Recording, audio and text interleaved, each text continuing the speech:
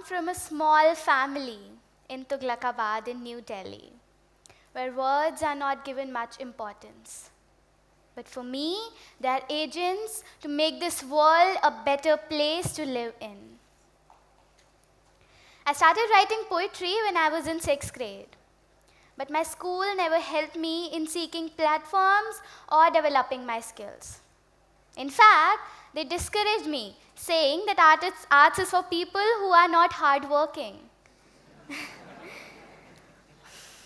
Yeah.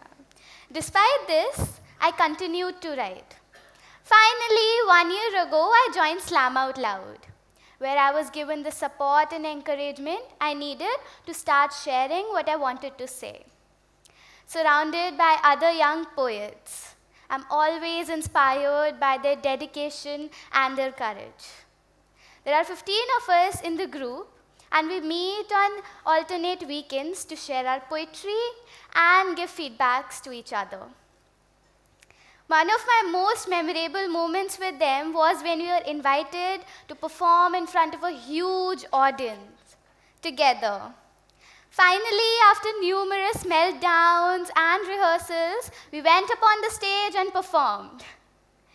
At the end, we all stood together, held each other's hand. We all were smiling.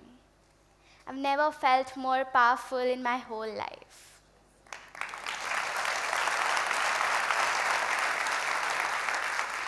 I remember when I was performing for the first time on stage, I was shaking with nervousness and didn't know what would happen.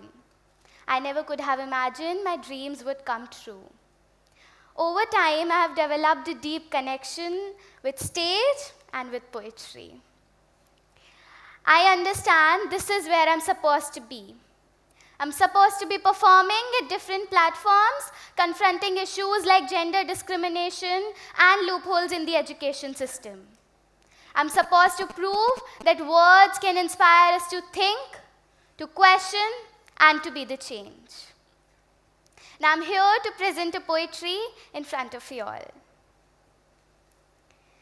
Indian nomenclature, finding out numerous words from Hindu literature, is just like those beautiful but unreal flowers that are just for display. They named their daughter Ichha, but never allowed her to wish for education. They called their wife Virangana, but always forced her to be on her knees. Durga always has to be silent and polite in front of her husband. Kalpana is never allowed to imagine a comfortable life.